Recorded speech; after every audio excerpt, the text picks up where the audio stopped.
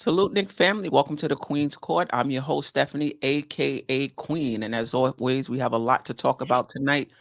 We're going to preview um, Saturday's, well, we're going to review Saturday's game just a little bit, talk about who and what stood out during that game. And then we're going to get right into tonight's game, previewing it, who's starting, matchups to watch, keys to the game, X factors. The Knicks have an opportunity to go up 2-0. Obviously, we don't want to go into Philly, 2 games in Philly, 1-1, right? The Knicks have to get this one going to Philly 2-0. Let me bring in the panel. DJ Shuttle from 108 Soul, Tony Crow. You know who he is, Knicks and Bruises. How you doing, fellas? Peace, Queen. Shout out to the chat. Your blackest time. Oh, I was about to fill it in for you if you skipped. Yo, Black is time. You know the time. You heard? All aboard. We here. 1-0, ready to rock and roll. No doubt about it. For those that don't know, we play tonight. Game 2 at MSG, 7:30 p.m. on TNT. I'm not sure if it's also on MSG. Probably not. But it's definitely on TNT. I don't know who the broadcasters are. So now we got to listen to TNT. We got to listen to Charles Barkley and those guys at halftime. But it's all good. The Knicks, make it worth it. Make it worth it. All right, we're going to get right into it with the Game 1 recap. Who and what stood out for you in Game 1? DJ Shuttle. Yeah, well, for me, what stood out is the continuity, the cohesiveness, and the dependability and reliability of the entire team. Like we talked about it last week. Who was the number 2? And I said, I'm not worried about who the number 2 is because the number 2, 3, 4, and 5 in the starting lineup are all capable number 2s. So, to me, that's what stood out is that the players stepped up. Obviously, McBride was amazing. Bogdanovich hit a key 3-point shots, and super kudos to Mitch, man, coming off the bench. Yes. With the 4 blocks, the 4 blocks and the 12 boards, I believe it was. So, like, those are the numbers that you need for your center if he's going to score single-digit points and not be much of a threat on offense. 12 boards, 4 blocks. That's what we need. And the 2 critical foul shots at the end of the game by Mitch, cannot forget that. Got to give him his flowers today. Yeah. No doubt about it. Tony? Yeah, to piggyback off of what Shuttle said, or just to be more specific, the bench in general, the bench stepped up, the bench carried us. The entire bench was a plus, the entire starter unit was a minus. First time we've seen OG in the minus category. So I think we got we have a lot to look forward to it, thinking how poorly the starters played. So the starters play would be a standout, but outstanding performer. I'm going with Mitch again. He was just solid down the stretch. Like you said, the 2 free throws, the defense on Embiid, whether hobbled or not. This was the best we've seen him against them. He's able to, give him space so he can't really get to the rim, but can still contest the shot, which is I'd rather be shooting them outside than attacking inside. So yeah, those are the he's the guy who stood out the most, but the whole second unit I gotta give the props to. Yeah, I agree with both of you. What stood out was just Brunson not having the game we expected him to have, but the rest of the team stepping up. McBride, from what I understand, if this is correct, prior to last night's game, Saturday's game, had not played more than 5 minutes in a playoff game. And he came in 21 points, 5 3-pointers, really good defense. That stood out for me. And listen, for McBride, he doesn't have to score 20 points a game. It was just good to see that he's confident. It was just good for me to see that he's a solid part of the rotation that we can count on game in and game out, and we don't have to worry about the lights being too bright for him. You remember last year, like there was one or two players we were counting on that right from the rip, you could see that they may not be here for us. That's not what I'm getting from McBride. So that stood out for me. 42 bench points between McBride and Bogey with his, I think it was 11 or 13 points from Bogey. That was huge. So that stood out for me. Mitch, obviously, you guys talked about it, stood out, but Josh Hart in that fourth quarter was just bananas. Bananas. 4-3, 3 or 4 from the 3-point line, 4-4, from the free throw line. I think it was 13 points, if I'm not mistaken, in that fourth quarter. They were daring him to shoot, and he made them pay. That was their philosophy. We're going to give Brunson a lot of attention. He's the head of the snake, and we're going to see if those other guys can beat us. And they did.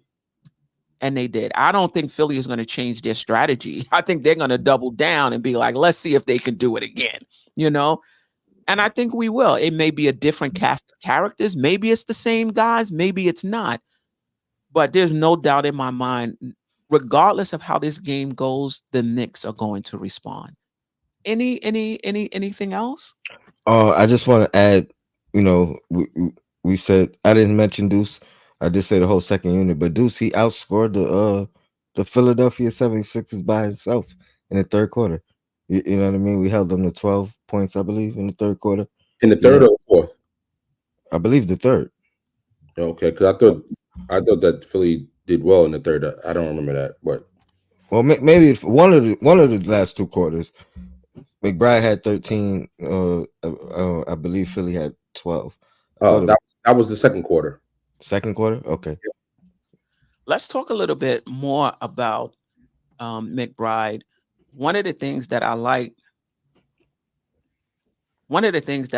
is that it's not just as somebody mentioned in the comments, it's not just the 3-point shooting.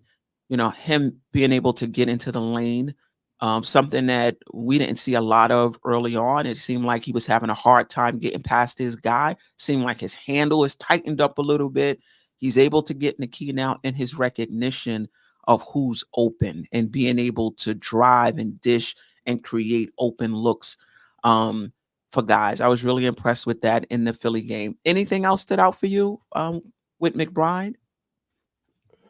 Well, I think what you said was definitely accurate because his handle by NBA standards is pretty basic. Right. Like he needs to go to Steph Curry's ball handling school because Curry came to the league. I mean, his handle was okay, but I mean, like he developed a phenomenal handle. So, Deuces has to be as he was, like just be very decisive. Either get to the hoop, shoot the shot, or pass the ball.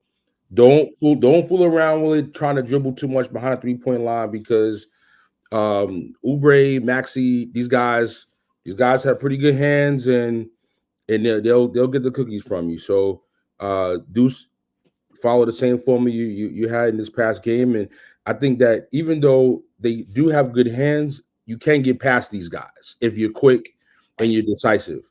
Right. I mean, Philly's not a top 10 defensive team by any stretch of the imagination. So you can get past these guys and get to the hoop and put some pressure on Embiid to play some defense, which is something that I wasn't impressed with in terms of how the Knicks handled that. But we can get to that in a minute. In terms of like putting them in pick and rolls? Just pick and rolls, and then they went into the zone defense more so in the second half, and they were just letting Embiid just chill on the baseline, like not going after him at all. And I'm like, listen, you gonna let this guy just take a break? He just fell. He just went out the game. He just came back. Like, do something to make this guy play some defense. He's just laying in the back on the baseline doing nothing. So that has to be addressed. If they go to a zone, how do we make Embiid work? That's kind of one of my keys for tonight's game. but how do well, okay, so we'll talk about it more when we get to keys of the game because that's definitely a segment. Anything else on Deuce McBride? I want to move on to Mitchell Robinson. No? Okay. I was Mitchell Robinson looked fantastic. And I'm not even talking about his game. That he looked great there too. But the fact he didn't seem to be hobbled, he didn't seem to be winded. Mhm. He seemed like he was back in shape. It was like between the last game of the season and the first game of this playoff series, he found his mojo.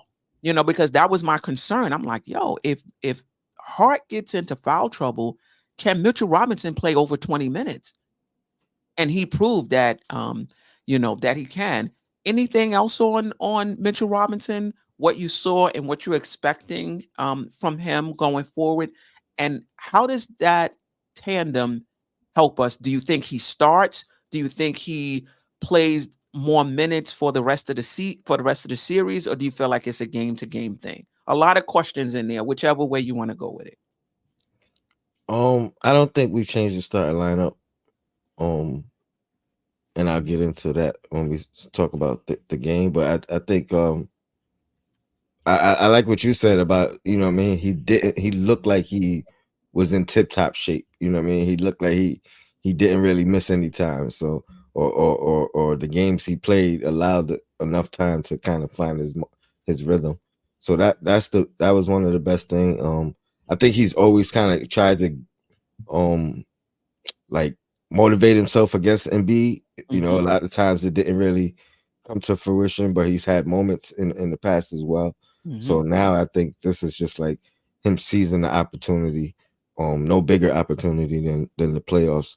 Similar to how he came out in the first series last year. Right. Absolutely.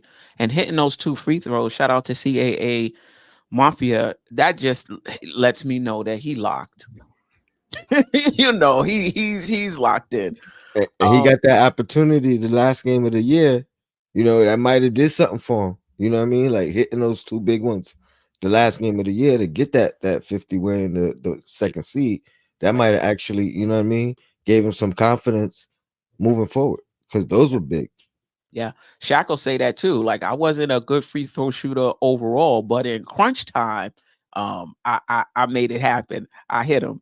So maybe that's something Mitchell Robinson could um, hang his hat on. I rewatched the game because my question was, why is Mitch coming to the ball? I mean, why was he in the game? That's a whole other story. But why was he coming to the ball? But it was almost a 5 second fight. Like they just couldn't get the ball in, and that's why he came to the ball and was immediately fouled.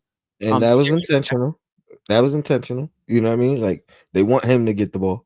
that's true. They probably covered everybody else so that it can only be him. That's a good point. Because they fouled him right away. Um, Thoughts on Mitchell Robinson in game two? Like, do you think this is just a game to game thing and Thibodeau is going to just see how the game goes? Or do you think he's just a better matchup for Embiid and he'll probably get more minutes than Hartenstein going forward in this series at least? No, I think Tibbs has shown he's going game to game. He's going with the hot hand. I mean, as efficient and as great as Dante has been, Hmm. he sat there and watched Deuce, you know, Yeah, put, absolutely. put it on fire and represent. So, um, I mean, contrary to popular belief, Tibbs is not stuck. He doesn't have a set formula or set players, and you know, um, when you don't have a guy like Randall who kind of has a personality where you feel like you can't really sit him for whatever reason. You don't have a number 3 pick in the sensitive guy that you feel like, even though he did sit him sometimes, you don't feel like you can sit him as comfortably as a Dante or a Bogdanovich or, Mhm. anybody that's on his current team. So, I think everybody's capable of sitting and watching any other player on this team as long as it's doing well for the team. And I feel like the team seems selfless enough to say, hey, listen, he's got it right now, and that's the way it's gonna go. Yeah, I mean, iHeart only played less than 17 minutes, like 17 minutes. Whatever Mitch played 30 something. So whatever Mitch didn't Yeah. play, 18 and 30. 18 and 30. Okay.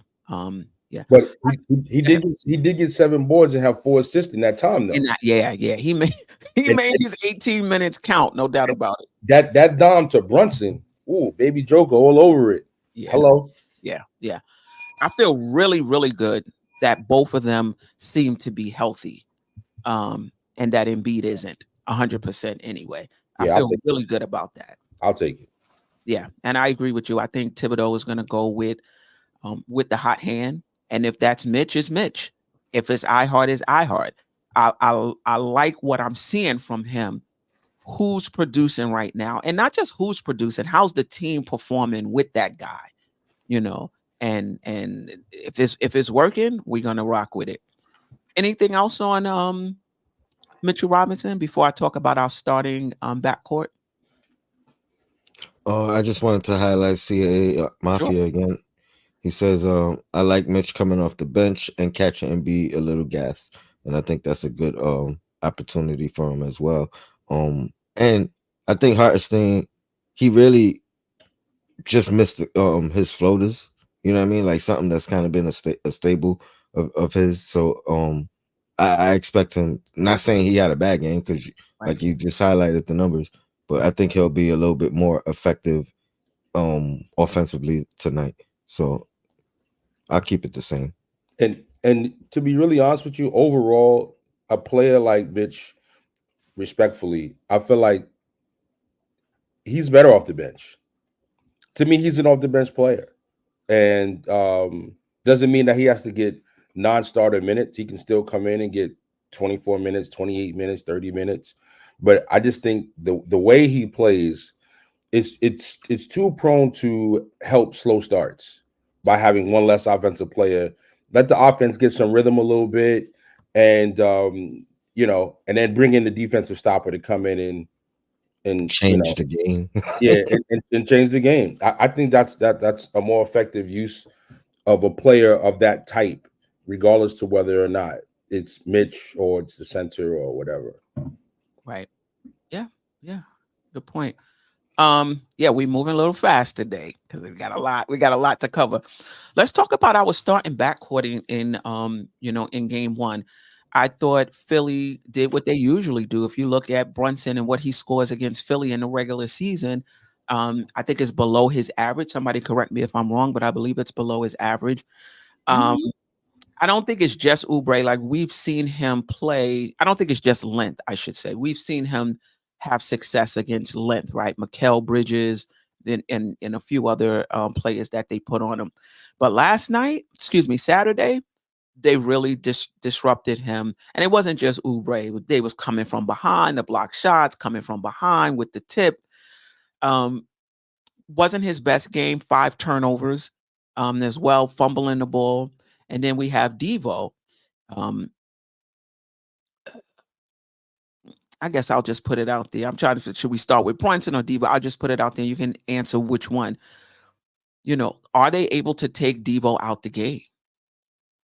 I mean, I think that was a concerted, effort. And what does he have to do to be more effective if they're not going to give him these catch and shoot looks? You know, what can he do to be effective? Tony, we'll start with you. You could Brunson, Devo, whoever you want to comment on. I feel like it'll be tough for me to speak on the Devo just because I didn't watch the game a second time to Okay. kind of analyze that part. But Brunson, I'm not really too worried about. Like you said, he's dealt with lengthy defenders all year long. Mhm. I don't think that he's really did anything different than something that he's never seen before. So I really just think it was a off night for him. Mhm. He pressed a little bit at times, probably considering we was down in most of those situations. But as always, even in a subpar game for Brunson, you know what I mean. He comes out with good numbers. I expect the efficiency to be better, and that's probably all it really gonna take. Um, yeah, I'm not too worried about what they did. I think he's smart enough to kind of figure things out. Yeah. Shuttle. Yeah, hopefully they had a great film session over the past couple of days, or Sunday, Monday, and a good walkthrough to address the defense by Philly. Um, while the team maybe not putting up great defensive numbers, I will give props to this coach. Nurse is a good defensive coach. He's proven that year and year and year again. Raptors will consistently, one of the top defensive teams. So whether it's in game to game, I expect him to make some adjustments and come with some new concepts and strategies. And I just hope that the coach and the players are able to read things as they go. Part of it is going to be coaching, but part of it has to be instinctive as a player on the court to recognize what's happening and be able to counter it.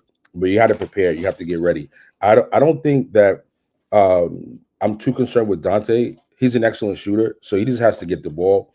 And like you said, Tony, he's a smart guy. He's a savvy guy. He knows how to play the game. He does read defenses. And as long as everyone's on the same page and they're sharing the ball, they're selfish, and they make the passes before the double teams come, and just be ready. The way they did it, especially in the fourth quarter. It doesn't have to be Dante. Deuce got the hockey assist and made a shot. OG, got the cross court pass from Brunson and made the open three. And to me the biggest thing is pace. You gotta get into the fast break. You gotta get that ball. You gotta run. Everybody should get the ball and run. OG, Bogdanovich, Hart, get the fast breaks and get them going on made shots. Even I don't care. Get the pace going and don't let them set up their defense. To me, is the best way to counter their defensive concepts. The Yeah. the And they funny did that with 27 fast break points. Game one. Go ahead, Tom. I was just gonna say the funny thing is like 27 fast break points, but still the pace is slow. And what I think no, but I think it's like it's a fair mixture because if you look at what the Knicks do, their first option is always push. It's always look ahead. It's always who's leaking. You know what I mean? Josh Hart, obviously one man fast break. It's it's when that is not available. Now we want to slow it down, and that's where the pace thing comes. But the good thing about them is it's not like they don't push. You know what I mean? They actually push more times than not. It's just if it's taken away, if it's unavailable, if it's not a good shot, it ends up turning into the half court offense. So I think it's a great balance. That's one Right. thing I noticed in the game that I really never paid attention to. Um, but it showed itself because we were able to get so many fast break points. So I got to really see it from a different perspective. And I'm just saying, it's like, listen, you got an 85, you got a 90 in your test or in school, and your parents say, hey, that's good, but I want you to do better. I'm not saying that they weren't pushing. I'm not saying that it wasn't good. But to counter the defense, like by pushing the pace, even if you don't get fast break shots, you can potentially get mismatches that are set up and, reduces the chances that they can put these defensive double teams and things in place. So more. Like, you got the same people doing it. I need OG to press. I need OG to push the ball up now a little bit. Bogdanovich did it a couple of times. I was a little surprised by that, but he pushed that ball up court and pulled up for that brick off the backboard. I was like, man, with the kiss from the front from three. Whoa. But listen, it went in, so we gonna take it. Nah, that was intentional. He called that money in the bank. Yeah. On a Saturday. I mean, I expect Brunson to bounce back, but it wasn't his best game. And I'm not even talking about that he only scored 23 points. You might not get 30 points in this series. I mean, they are really making a concerted effort to make it hard for him to take the ball out of his hand. But I think his floor game has to be crisper. That's all I'm saying. The passing has to be crisper. You got to limit the turnovers. If you have 18 points, you have 18 points. That's not really what I'm worrying, because as Thibodeau will always say, the game is going to dictate to you, what you do. Don't force it. Unless this is where he's going to force it. If he's passing and it's not, and they're not hitting his shots, then I can see him forcing it and trying to make something happen. But if the other players are hitting their shots, he's going to continue to pass. I just need him to cut down on the turnovers.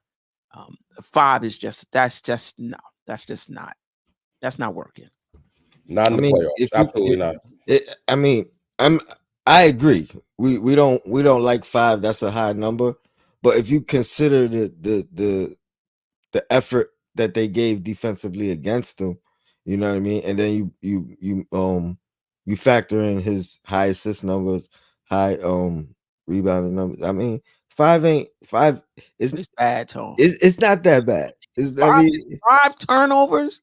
I'm not saying average it, you know what I mean, but in a game in which we won by, this game was in the balance with a minute, with a minute left. Agreed. I mean, I'm just saying I'm not gonna kill him for it. You know what I mean? Like we've seen guys average 5. You know what I mean? Nah, I haven't seen anybody average 5. But I'm not gonna call nobody out, because you know what I mean. It's not, but we have. Yeah, Brunson has to be better, even with the attention. His game has to be cleaner. It has to be crisper. I mean, listen, I'm not saying, oh, you a superstar, I'm expecting you to score 30 points no matter what. All I'm saying is your floor game needs to be crisper. That's all. They sped him up, and that's not usually something we see him right. Like usually he plays at his own pace. They sped him up a little bit. Yeah. And do I think he'll be better tonight? Without question, he will be better. He'll be better tonight. Devo, let's see. I mean, they're taking away the catch and shoot from him. He may have to.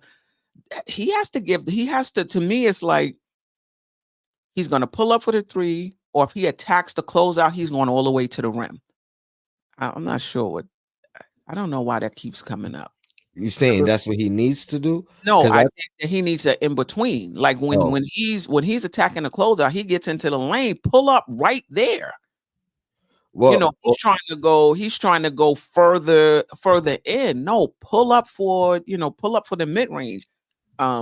Maybe that's not even a big part of his game right now, but it's gonna have to be if they're running you off the 3-point line. It felt like once he missed that first, I think his first attempt was like a floater, like a Hartenstein type scoop shot. But I think in that particular play, he actually should have attacked the basket, and he was trying to mid range. I don't know if he shot another mid range the rest of the game though. But I do feel like attacking the rim more consistency might help. You know what I mean? Because they actually focusing on getting him off that 3-point line more than anything else. I agree. I don't know if the mid range is really in his game, but if it's not, then keep attacking. You know what I mean? Try to get to the free throw line. You have that athleticism. You know what I mean? You got the craftiness in your finishing. You know what I mean? And then put the onus on the refs. Oh, yeah. All right. Before we get into previewing this game, let's talk about Thibodeau. Anything stood out for you? Anything different you saw, or anything you want to see different heading into game 2? Shuttle? Just continue to do what you did, which is play the high hand, don't have any bias, and if a guy's hot, leave him in. If he's not hot, get him out. You have to find a way to make Embiid work harder on defense, and be prepared that they're going to do a hack and Mitch this game. Right. I'm surprised they did not employ that at the end of the fourth quarter a little bit more. Right. Yeah, I think when he hit 2, they decided not to play the percentages. You're right. They decided not to play the percentages and do it again. I was just like, okay, are you gonna put iHeart in? Are you gonna put iHeart in? Like I was just waiting for it. Like, please put him in. At that point, we got the lead. Mitch has done a great job. Let's secure it with the best offensive players, ball handlers, Right. at that point. But I think Thibodeau, did a great job for game one, got the win, and as always happens in the playoffs, when you lose a game, you're working hard to make changes to come back to game two. So you have to be ready as a coaching staff to counter their counters, and you have to be ready to do it in the game. Like Right. be ready for in-game adjustment. So I'm just hoping that he's in the whole coaching staff are like just locked in 100% tonight. Yeah, and be willing to if we need Precious, bring in Precious. I mean, if McBride gets into foul trouble and Brunson is in foul trouble, you might have to roll Burks out there, like whatever it takes. Like that's the mentality. Don't lock in on these are my 8 players. Um, you got to be willing to play those situational and those super situational players if the game calls for it. Tony, Yeah, I agree with everything you guys said. Just to piggyback, and this is like just to give Tibbs his credit, man. He's prepped these guys. He's got these guys ready. Even the situational guys, you know what I mean? Like all these guys have had their moments of finding of being needed, being prepared, being ready, and stepping up. So, I just want to give Tibbs his credit on that sense because, yeah, I think they're ready, man. I think everybody down the line is ready to kind of do their part when called upon. I You agree. I want to see if go ahead, Shadow. you got Precious who's played some enough minutes and is likely in the at least got one foot in the circle of trust. Hmm. Burks might not deserve it this year per se, but he's in the circle of trust. Hmm. And Sims has been here for 3 years. So he's done enough that if you need to go to him, you got him available too. So I mean, technically we really could go 11 deep if necessary in any game. Hmm. And I don't think, while it wouldn't be my game plan per se to put them in, I wouldn't feel worried per se if they had to get it if they had to get in the game. I feel like they've played enough, Right. they've done enough. I've seen enough that if they got to get in there for a few minutes here and there to spell somebody an injury, foul trouble, whatever, I think we're good. Yeah. I want to see if he does anything to help Devo. He may not need to. He may feel like we just need to run our regular sets, and Devo will be able to find his way. It was just a bad game, but I wonder if he does anything to help Devo get open, and I wonder if he does anything to help um Brunson get a little space um from Oubre. He might not. He may feel like it's just one of those games we don't need to do anything. They'll find their way. But I'm gonna be looking to see. I like what he's doing so far.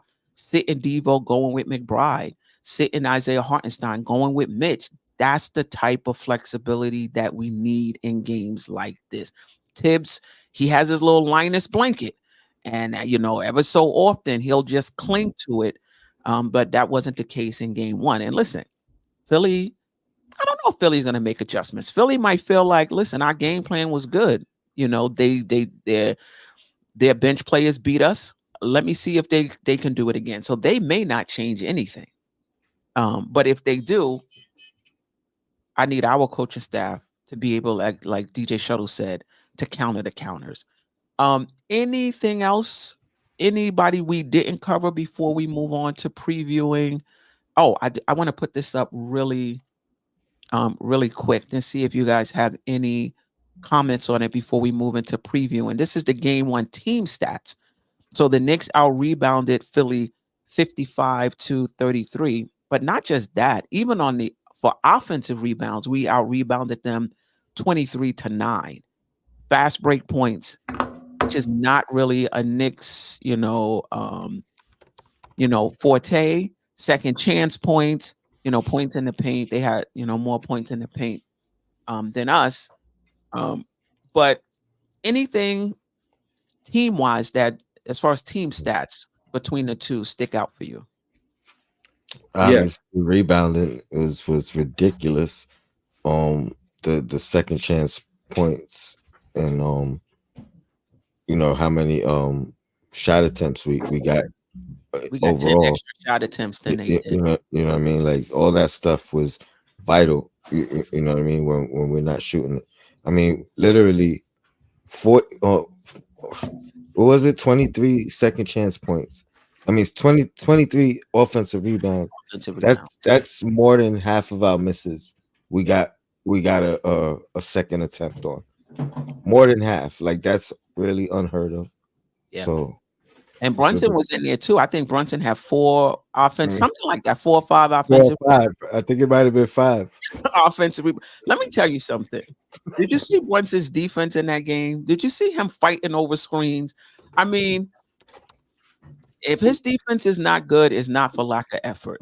Let's put it that way. Like he was fighting over those screens, and he's in there trying to get boy. He's not somebody that, oh, let me wait out here by the hash mark, for the pass from Mitch or Isaiah Hartenstein or Josh Hart. No, he's in there getting rebounds. He has 7 rebounds last game, just doing whatever it takes to win. But DJ Shuttle, anything stand out for you as far as team stats? well, while I'm thrilled with the offensive rebounds, um, it's two things that for me that are I guess concerning, and I want to see improved upon. One, we're getting 23 offensive rebounds because the team shot 39.6% from the field. Right. So offensive rebounds is kind of a catch-22 in terms of how you want to look at it, in my humble opinion. Secondly, when you get that many offensive rebounds, like I mean, I don't know, I don't know what the benchmark is for efficient percentages when you get an offensive rebound, but to get 23 offensive rebounds, and I believe what was it, 10 points off of that? No, more than that. I can't hardly see. It's so small. That's like 20 something second chance points. Second chance points, 26. 26 second chance points. Okay. All right. Well, 26 second chance points on it. That's actually good. Yeah. That's Yeah. good. Yeah. So, all right. So I'll pull back my comment about the second chance points. But Yeah. if we're gonna get offensive rebounds, we got to turn those into scores. I can't get excited about offensive rebounds if we're not scoring off of them. Right. Right. And this time we did, and hopefully that will continue. The Knicks are second in the league in second chance points. Philly, if I'm not mistaken, is 6 as well. Not a high turnover game. Both teams just had 11 turnovers. The Knicks actually shot well from the 3-point line, 45.7%, though over. That means I was shooting from 2 was atrocious to shoot 39.6 overall. I love our fast break points, second chance points we talked about, but I also love the bench points. 42 bench points to, I want to say 11. I'm not sure. Anyway, let's move on to previewing tonight's game. This is the starting lineup. I don't anticipate any changes for the Knicks. Maybe Mitch starts, but I don't think it's going to change. Jalen Brunson, Dante DiVincenzo, OG Anunoby, and we'll talk about him. Josh Hart, Isaiah Hartenstein. I'm not sure if they make any changes. I was reading, the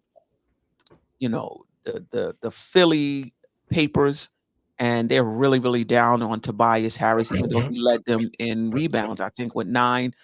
They really down on him and whether or not he should start. So I don't know if they make any changes, but these were the starters from last game. Kyle Lowry, Kyle Lowry is like 87 years old, but he scored 18 points for them, and he played over 30 minutes, 36 minutes or something like that. So they got some really good minutes from him.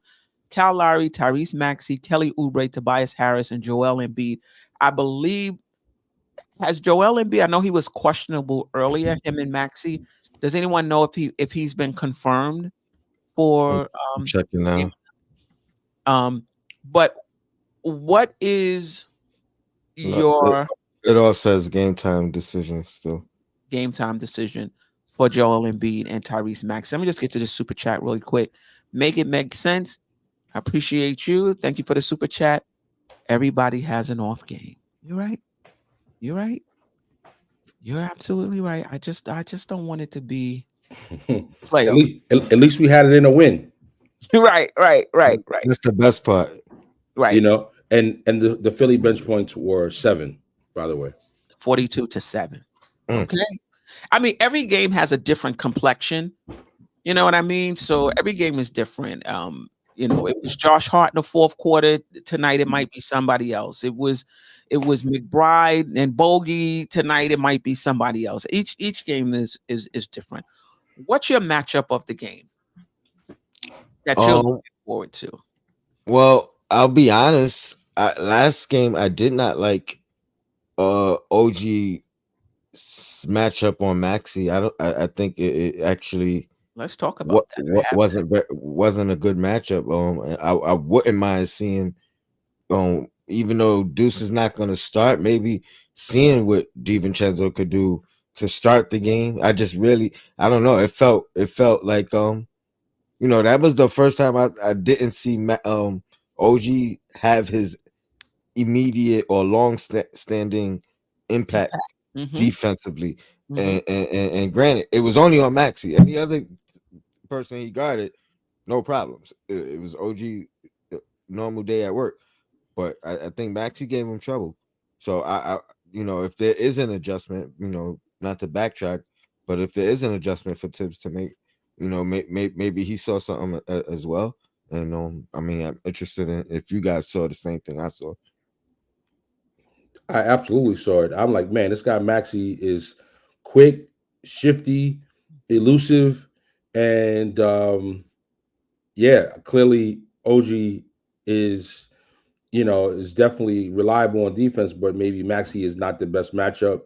Um, and I would agree with you. I was thinking, man, maybe if Devo's not going to go for 20 or 25 or shoot the lights out, maybe you can step up on defense or Maxi, just make it a little tougher for him. I think he's better, at the 3-point line and can get in front of him or stay in front of him a little better than OG can.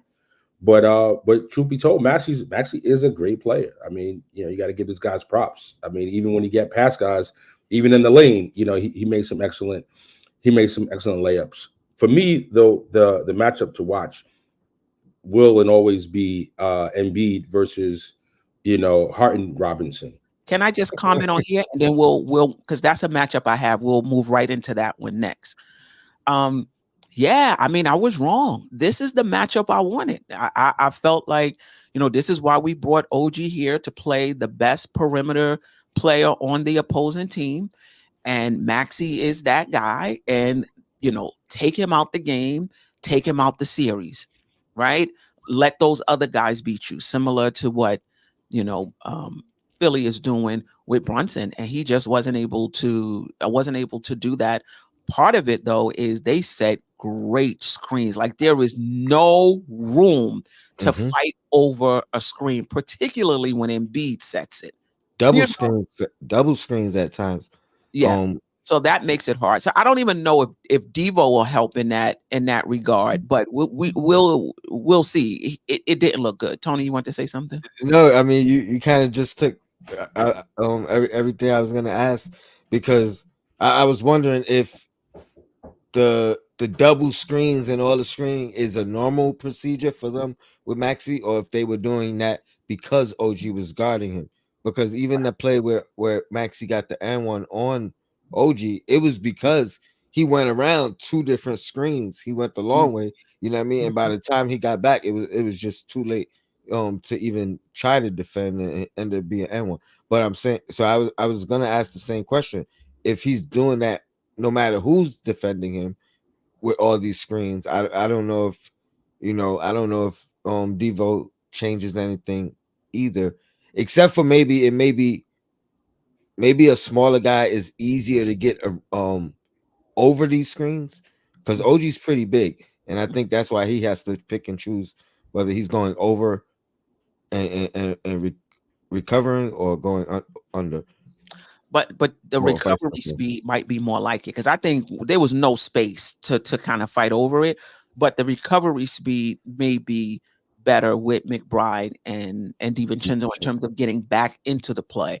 Though Mm-hmm. though he got a 7 foot wingspan, that should help. But anyway, Can I just also add? I don't want to skip over this part. You mentioned the Embiid screens. I mean, not only is he like, I mean, light years above the screeners on the Knicks, right? But after does this incredible screen, you also have to worry so much about him getting the ball that the strategy that you use against an amazing ball handler with all this speed and Maxi, and then you have Embiid as the option for him to pass to, who can shoot threes, can right, dribble, get to the hoop, passes effectively. So, like, like it's not an easy matchup when you have the two of them. So my thing is, I that's why I liked when Deuce was in the game, because at least he was picking up full court, kind of just having some impact on the flow and right, not letting them just kind of get into the actions right. with so much ease. So I mean, obviously, I don't think we're going to start Deuce, but I love when he comes in the game, giving that kind of energy and effort. And even if he doesn't score 20 points, if he's doing enough of that, making some impact, I'm great. Yeah. Well, And I think well, the other thing that keep oh, go ahead, Tom. I was just gonna say maybe that's the adjustment then. Maybe have Devo full court. You know what I mean? Like you said, maybe he has to sacrifice. Hey, we made it through with you not having a great offensive game. Let's see you you know holding on the defensive end. Yeah.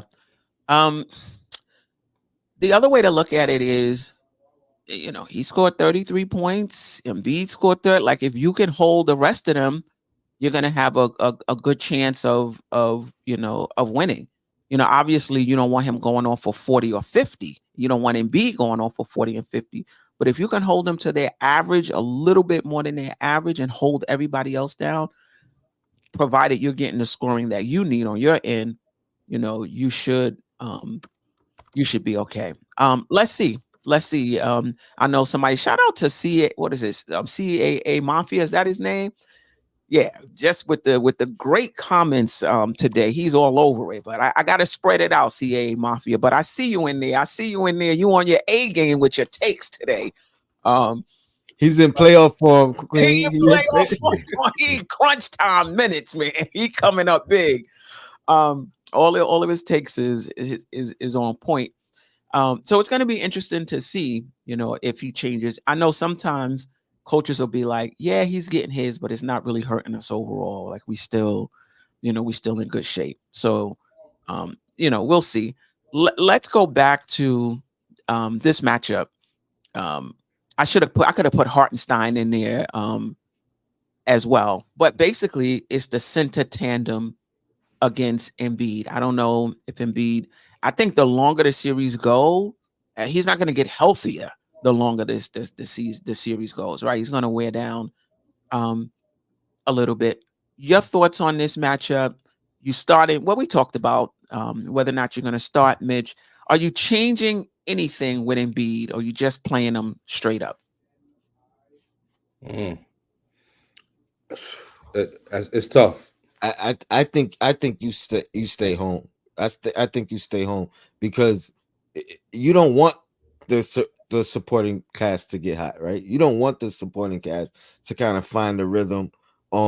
Let them make the supporting cast continue to have to fight for their points and make it be like a surprise. You know what I mean? I don't think they expected 18 from Larry.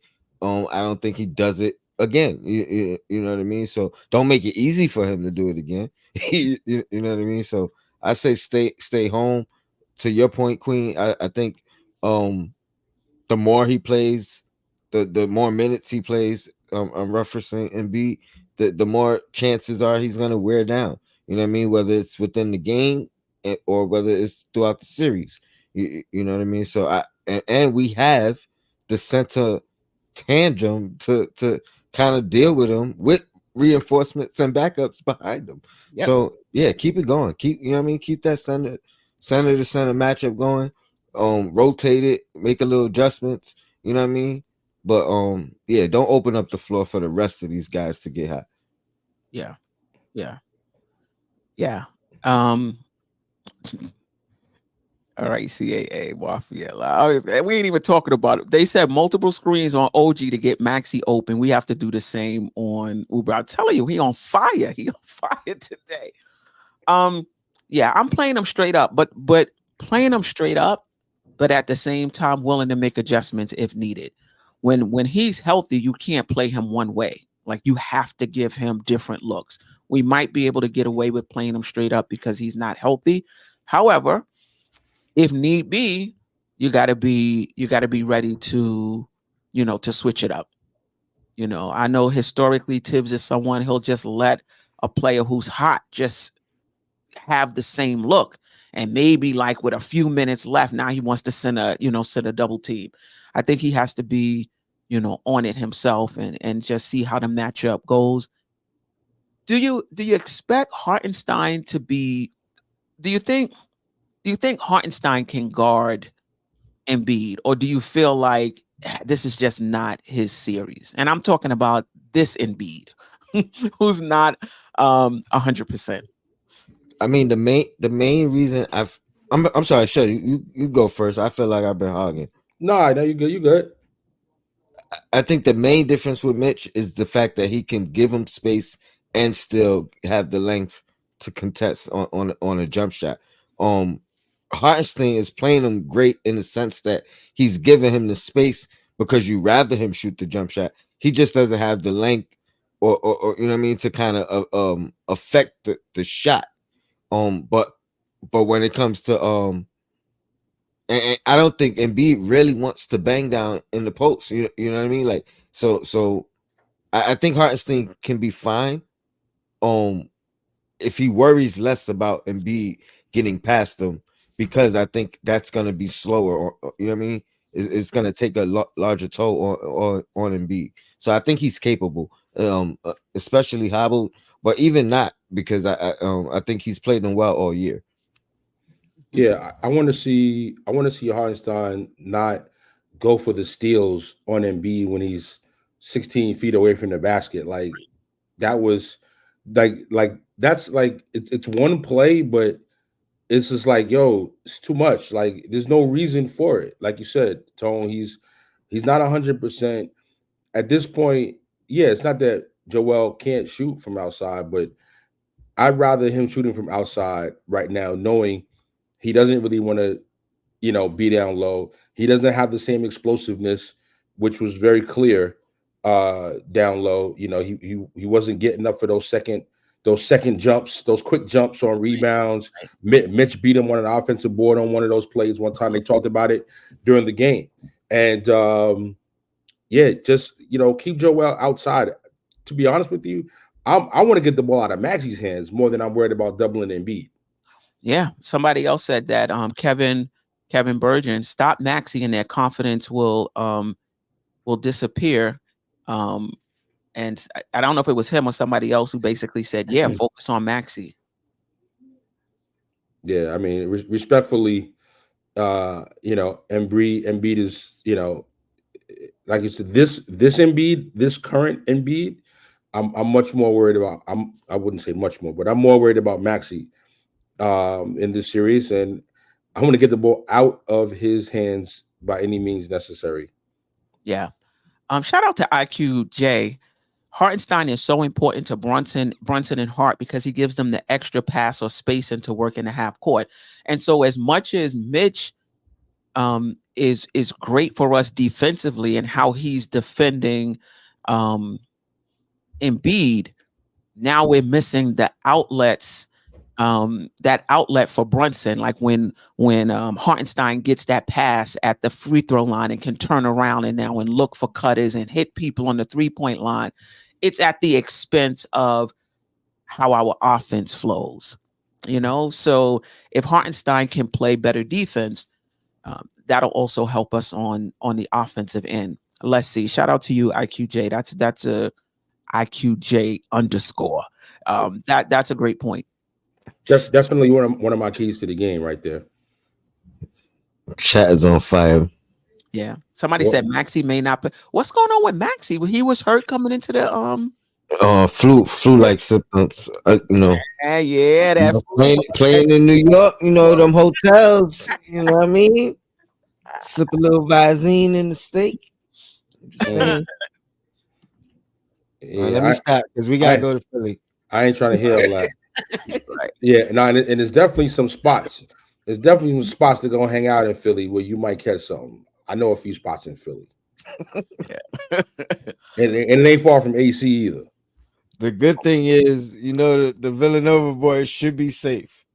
You know Right, what I mean? right, right. Let's talk about this matchup. Is there anything Brunson needs to do different? Is there anything Tibbs needs to do different in terms of schemes, or just leave it the way it is? Brunson is smart enough to figure it out. Give the ball up quick. Don't try to get into your usual shake and bake, Brunson shake and bake to get past Oubre. Like he's a decent defender. He's got long arms, and you know this is why I went iHeart in the game because I went iHeart on that high post, and I want Brunson cutting, setting screens. Not only him but the rest of the team. Just do one of those things where we're getting everybody involved in the offense first, and then you start going for yours later in the first. You know, get them off track coming into the game. So worried about focusing on you that you do something different, like giving the ball up and everybody's moving and cutting. Right. But the key is going to be those guys hitting shots. Then that's going to really help. I mean, the team shot 45% from Yeah, three. no. Listen, I'm not arguing. I'm just saying that's going to be, that's going to be the key, because now he doesn't have to force it. If he's passing it and guys are hitting a shot, he could just lay back, play, continue with the regular floor game.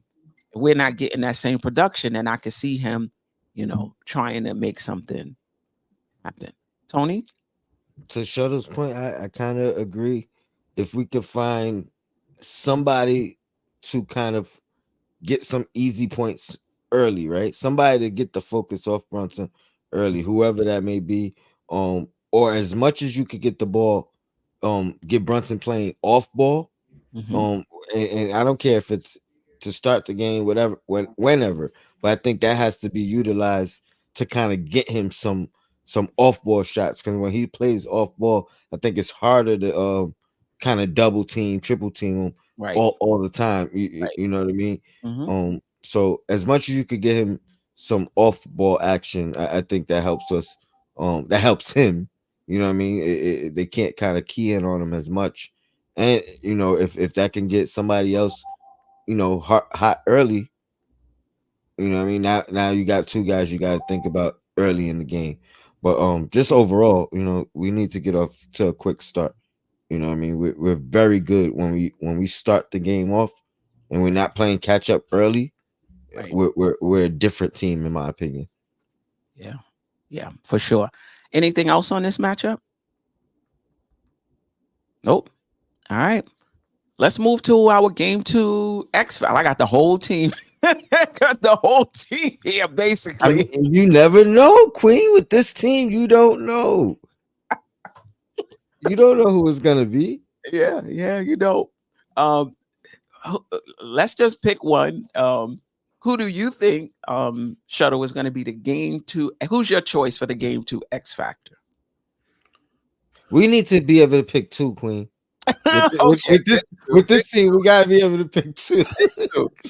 other than All right. Brunson. Other than All right. Brunson. All right. Well, I'm glad you let me pick two because, as I mentioned earlier, for me, countering the counters is so important at this time of the season. Therefore, Tom Thibodeau and coaching staff are absolutely an X factor for me because you have to be able to counter the counter in games and make adjustments as needed, whether that's rotation, whether that's defensive scheme, offensive scheme, et cetera, et cetera. So I'm gonna go with Tibbs, and the second X factor for me is gonna be one of the bench players. I think that I think that uh, as a whole, The reserves that the Knicks have definitely uh, are better than the reserves on the Sixers. Mhm. Uh, I'm going to go with Bogdanovich because scoring scoring is I'm concerned about the scoring, right? And this guy for me is if I had to count on one person to give the ball to and get a bucket that's not named Brunson, he's probably the second guy I would choose. And he showed his confidence. He came in that game. He drained some threes. He pushed the ball up. You know, he scored in the half court as well. And I even thought he did a decent. He gave a decent effort on defense. So I'm not saying he's gonna be the number two scorer or number one scorer, but I'm looking for Bogdanovich to step up and give us an even better game than he gave us game one. Right. Tom, Man, just two, not three, not four, not five. it's fine because Shuttle stole my two, so now I get to use two different ones. So I'm good. I'm going with the bounce back boys, DiVincenzo and iHeart. Okay. You know what I mean? I expect both of these guys to have positive impacts tonight.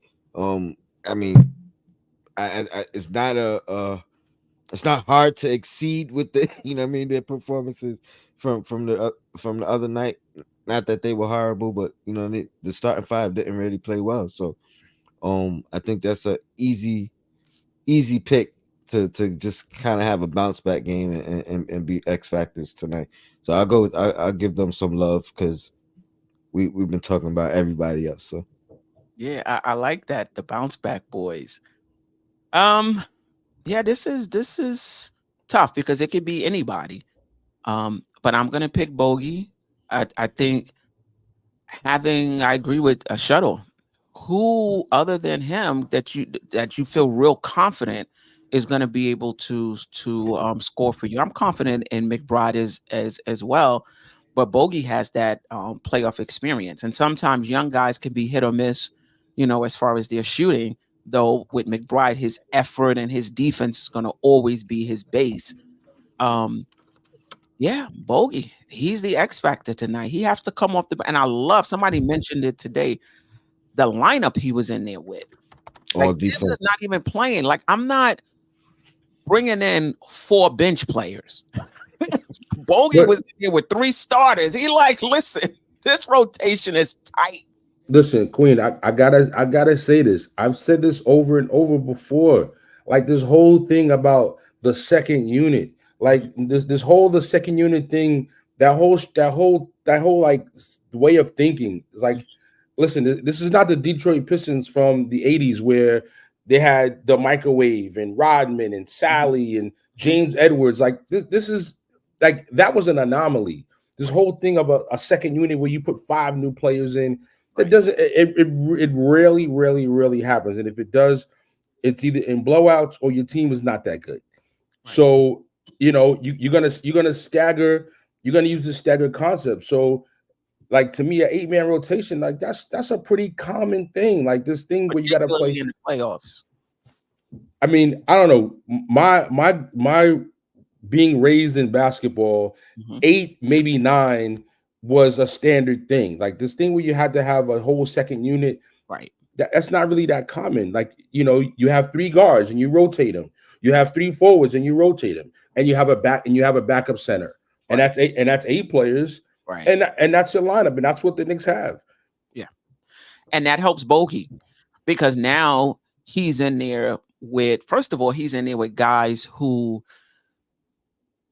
he's in there with Brunson. You know what I mean? He's in there with starters. He's in there with defensive players, so that could take advantage, of his shooting. So I love that lineup. I wrote it down somewhere. I forgot what it was, but I love the lineup that was in there. Three starters, I believe it was him, and it might have been McBride.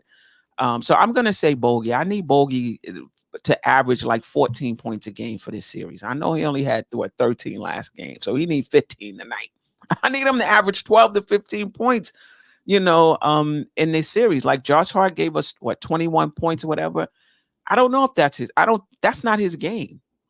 I appreciate it anytime he does it. That's great. but that's what we need. X Production said Bodega, he called him, is a career starter. He is. So he is my X factor. I only have one. What? You could squeeze another one in there. All right. If you I would go with Hart again. I would go with Hart again. Even if he doesn't score 21 points, just 10 points, 12 rebounds, 8 assists, giving us some transition buckets, playing good defense, being that elite glue guy on this team, similar to what Draymond was for the Golden State Warriors. I really believe Josh Hart can be that for us in this series and going forward in terms of the Knicks championship aspirations. He can be that guy for us. So I'm going to say Josh Hart. He cannot come up with a stinker. He just can't. He can't be a no-show. And I doubt that he will. So Bogey, and if you press me to pick one other player, Josh Hart. No doubt. Yeah, Josh Hart. Any I mean, we briefly spoke about the matchup with OG and Maxi or whatever the case. Any expectation or expectation change, on what you're looking for from OG in this series at the very least? OG got to do a little more. I don't even know what his point total was. He did hit that big shot in the fourth quarter. We really need toe to the line. He's gonna. It seemed like most of the time he's gonna hit it. 11 points. 11 points, and he was very aggressive in the first half. I'm not even settling. I'm going right to the rim. Mm-hmm. Listen, if you're not shutting down Maxi, then I need some scoring. You got if you're not expended all your energy on the defensive end, now we got Devo have to chase him around and still score. No, then I need some scoring from I need 16 points from OG if he's not shutting down Max, expending all his energy on the defensive end. Yeah, because I don't even think we need you to kind of move to Joel. You know what I mean? I think we have that. Like, you could probably hedge, help, and do that or whatever if the opportunity is there. But we don't need you to go face up on Joel. So if you can't handle Maxi, you know what I mean? Let's move that matchup over. Right. You know what I mean? Devo, we can expect less from you offensively. OG, we need more. You know what I mean? But y'all both can't be, you know what I mean, negatives. Right. And somebody brought this up too. And I think Freezy, shout out to Uncle Freezy Blanche Tears, brought this up as well. He never wanted, and some fans have said this as well in the chat, never wanted OG on Maxi, wanted him to take one of the lesser guys like Oubre or Harris so that he can roam and be able to shift and play that free safety kind of role. Yeah, exactly. Nah, that's definitely an effective role for him. But as you talked about earlier, we did kind of look forward to him being a shut him down guy. So I'm gonna need that PEP Rock remix shut him down defense. Well, maybe we gotta have Deuce and OG minutes then. Yeah, because I think that would allow it. Right. Rotate them, give him some different looks. You got Deuce on you picking your half court. You got Devo to start the game. You got OG maybe when the shot clock is running down. And you taking it out of bounds. Like, these are the type of things for me. Like, as a former coach in my day, these are the type of things that I'm looking to do to just have you not get into a comfort zone that you're seeing the same look every opportunity. Right. And listen, maybe OG is that guy who can defend 3s and 4s. Like, he can defend up, but he can't defend down. Right? Maybe he's a 3-4 defender, maybe 5, but he's not a 1-2 defender. Maybe on switches, yes. But just to put him on a point guard or put him on a shooting guard, maybe that's just not his thing. No, I mean, listen, we saw this guy give Giannis the business. So if you can defend Giannis, but Maxi's a trouble matchup for you, I have to respect it. Yeah. No doubt about it. All right, let's move to the last thing before we get out of here. Keys to the game. This is what I have. Brunson must be better continue getting non-Brunson scoring, bench production, timely scoring, and stops. Listen, we won that game. We didn't talk about it because of the timely scoring. Josh Hart's threes, OG threes, like those timely shots put the game out of reach. We miss those shots. Maybe we lose the game. Maybe we going into overtime. So sometimes, even if you're not playing, you can have 34 points, but sometimes we need a timely shot. We need a timely stop to hold the lead, to get ahead. And we were able to get that in game one. But what are you guys' keys to the game? Well, for me, number one for me is just get off to a fast start, because what I mean, don't play from behind, don't have to catch up. I think we do that, we might have another wire to wire. You know what I mean? Get off to a fast start. I definitely agree with your points of the Brunson, the non-Brunson minutes. You know what I mean, which equals the bench points. I think all those are vital. And then continue to do what we do. I'm not expecting 20 something offensive rebounds, but win the rebound battle. We That's what been our staple all year. And keep the turnovers low. Like the things we've been doing all year, continue to do those things. I'll stop there. Yeah. Well, obviously, the elephant in the room is Embiid, and the elephant on the court is also Embiid. So, playing this guy smart and disciplined, not Hardenstein, not going for a steal and instead of staying in front of him. Correct. Embiid's gonna give you hella pump fakes. He's gonna try to lull you to sleep. Let him shoot it from outside if you have to, contest within reason. But like our big brother Clyde always says, you got to stay on your feet. And to me, like, that's the biggest matchup. How do you contain Embiid, not let him go crazy, and play him straight up, and let other people beat you within reason. And and just try to get the ball out of Maxi's hands as much as you can. Make him work, and again, be ready to counter the counters and make him work on defense. You can't have this guy sitting in the zone on the baseline just while you're chucking up 3-point shots. Unacceptable. Find the ball, like do an overload and get some action on his side. Get the ball into the high post of Hartenstein and get the cutters moving. Yeah. But listen, if Ihart is not playing good enough defense, and then Mitch is playing better, and Mitch is in the game, that allows it. That allows that to happen. And that was what I was watching, that they went to that zone when Mitch was in the game.